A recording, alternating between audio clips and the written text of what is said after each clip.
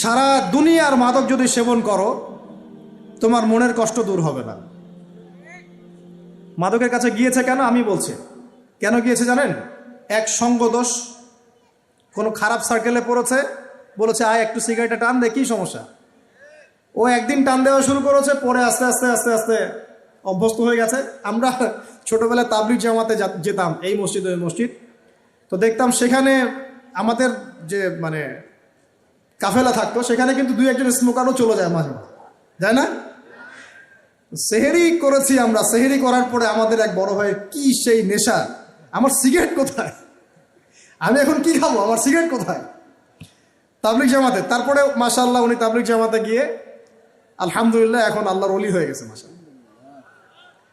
মানুষ এরকম মানুষ আছে না, সিগারেটের চেইন স্মোকার, নেশা। তো দেখুন ওই স্মোক করতে গিয়ে আস্তে আস্তে বড় নেশা চলে গেছে।